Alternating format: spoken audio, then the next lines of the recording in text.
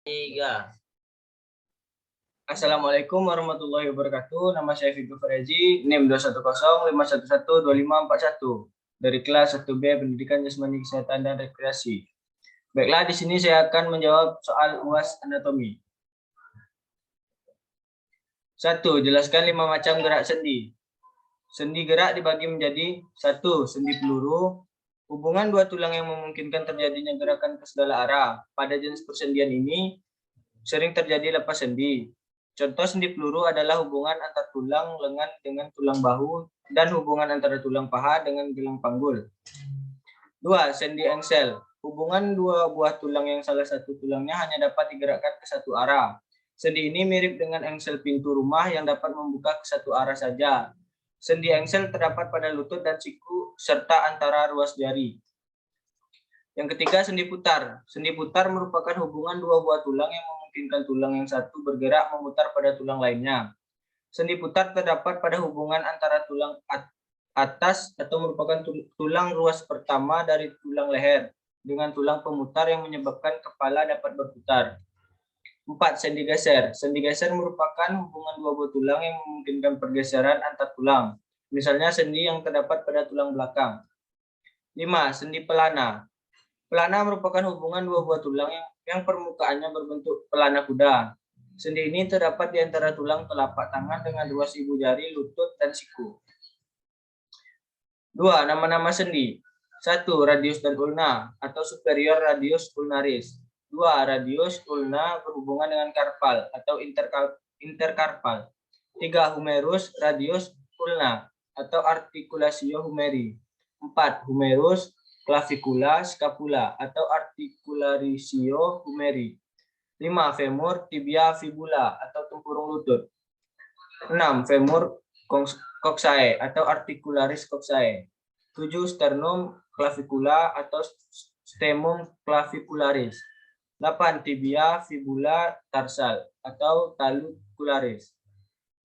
3. Sebutkan 4 katup yang terdapat pada jantung manusia. 1. Atrium dextra, terdiri dari rongga utama dan auricula di luar. Bagian dalamnya membentuk suatu rigi atau crista terminalis. 2. Ventricle dextra, hubungan dengan atrium kanan melalui osteum ventricle dextrum dan dengan trakt pulmonalis melalui osteum pulmonalis. Dinding ventrikel kanan jauh lebih tebal dari atrium kanan, terdiri dari 1. Valvula tricuspidal. 2. Valvula pulmonalis. 3. Atrium sinistra, terdiri dari rongga utama dan auricula. 4. Ventricle sinistra, berhubungan dengan atrium si melalui osteum atrioventricular sinistra dan dengan melalui osteum aorta, terdiri dari 1. Valvula mitralis. 2. Valvula semilunaris aorta. 4. Jelaskan mekanisme peredaran darah sistemik dan peredaran darah pulmonal. 1. Atrium, menerima darah dari vena. 2. Ventrikel, memompa darah dari arteri aliran darah melalui jantung. Diatur oleh katup yang membuka ke satu sisi aliran darah hanya mengalir satu arah. 3. Dari seluruh tubuh kembali ke jantung atau atrium kanan melalui vena cava menuju ventrikel kanan melalui katup tricuspidalis. 4. Dari ventrikel kanan darah dipompa menuju paru-paru melalui katup semilunaris pulmonalis. 5. Darah teroksigenasi dari paru-paru ke atrium kiri, kemudian ke ventrikel kiri melalui katup bicuspidalis. Dari ventrikel kiri darah dialirkan melalui katup semilunaris aorta ke aorta seluruh tubuh. Sistem peredaran darah dari jantung ke seluruh tubuh kembali lagi ke jantung. Darah kaya oksigen dari bilik kiri jantung dialirkan melalui pembuluh aorta ke seluruh tubuh manusia. Darah yang kaya oksigen berubah menjadi kaya karbon dioksida, kemudian kembali ke jantung melalui vena ke serambi kanan.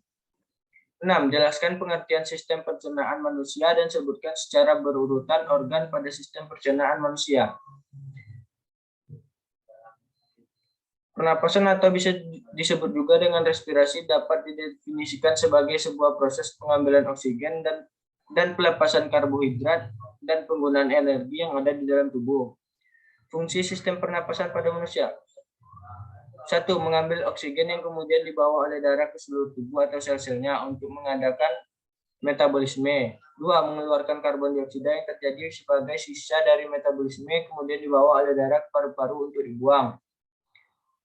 3. Menghirup dan menghembuskan udara atau bernapas. 5. Pertukaran gas antara paru-paru dan aliran darah. 6. Pertukaran gas antara aliran darah dan jaringan di dalam tubuh menciptakan suara. 7. Mencium bau. Sistem pencernaan merupakan proses mengubah makanan dari ukuran besar menjadi ukuran yang lebih kecil dan halus, serta memecah molekul makanan yang kompleks menjadi molekul yang sederhana dengan menggunakan enzim dan organ-organ pencernaan. Organ-organ yang terlibat pada sistem pencernaan. 1. Mulut atau kapfumoris. 2. Kerongkongan atau esofagus. 3. Lambung atau ventriculus. 4. Usus halus atau intestinum. 5. Usus besar atau kolon. 6. Anus. Mekanisme terbentuknya urin. 1. Filtrasi atau penyaringan. Bagian pertama dari proses pembentukan urin adalah filtrasi, yaitu proses penyaringan darah yang mengandung zat sisa metabolisme yang prosesnya dapat menjadi racun untuk tubuh.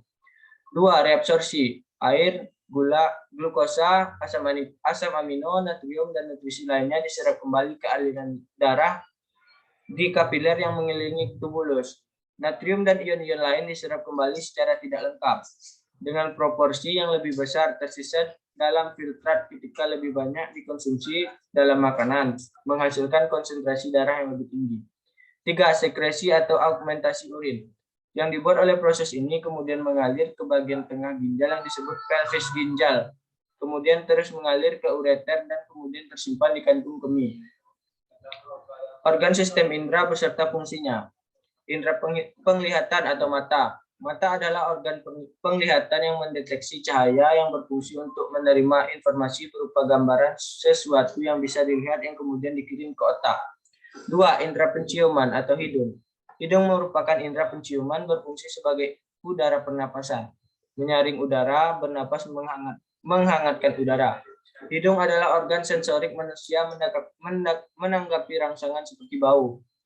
3. Indera pendengar atau telinga. Telinga adalah organ yang berfungsi mendeteksi, mengenali suara, dan juga peran lebih besar dalam keseimbangan dan posisi tubuh. 4. Indera pengecap atau lidah. Lidah adalah kumpulan otot rangka pada dasar mulut yang berfungsi mengecap rasa asin, manis, pahit, dan lain-lain, serta dapat membantu dalam proses pencernaan makanan dengan mengunyah dan menelan. 5. Indera peraba atau kulit. Kulit adalah perasa sentuhan. Kulit dapat membedakan kasar, halus, panas, dingin, dan nyeri. Kulit manusia terdiri dari epidermis, dermis, dan hipodermis. Kulit berfungsi sebagai alat ekskresi karena kelenjar keringat atau kelenjar sudorifera yang terletak di lapisan dermis. Mekanisme melihat dan mendengar. Melihat atau mata. Cara kerja mata manusia pada dasarnya sama dengan cara kerja kamera, kecuali mengubah fokus lensa. Sinar yang masuk ke dalam mata sebelum sampai di retina mengalami pembiasan 5 kali, yaitu waktu melalui konjungtiva, kornea, aqueous humor, lensa, dan vitreous humor. Pembiasan terbesar terjadi di kornea. Bagi mata normal, bayang-bayang benda akan jatuh pada bintik kuning, yaitu bagian yang paling peka terhadap sinar. Mendengar atau telinga. Gelombang bunyi yang masuk ke dalam telinga luar menggetarkan gendang telinga. Getaran ini akan diteruskan oleh ketiga tulang dengar ke jendela oval. Getaran struktur koklea pada jendela oval diteruskan ke cairan limfa yang ada di dalam saluran vestibulum. Getaran cairan tadi akan menggerakkan membran Reisner dan menggetarkan cairan limfa dalam satu saluran tengah. Perpindahan getaran cairan limfa di dalam saluran tengah menggerakkan membran baser yang dengan sendirinya akan menggetarkan cairan dalam saluran timpani. Hubungan antara sistem indera dan sistem saraf. Hubungan antara sistem saraf dan alat indera merupakan kesatuan dari sistem koordinasi yang saling berhubungan. Sistem saraf berfungsi untuk menerima dan menghantarkan rangsangan ke seluruh tubuh. Alat indera merupakan alat pada tubuh yang dapat menangkap rangsangan karena pada alat indera terdapat ujung saraf sensorik. Baiklah, hanya itu yang dapat saya sampaikan. Lebih dan kurang saya mohon maaf. Assalamualaikum warahmatullahi wabarakatuh.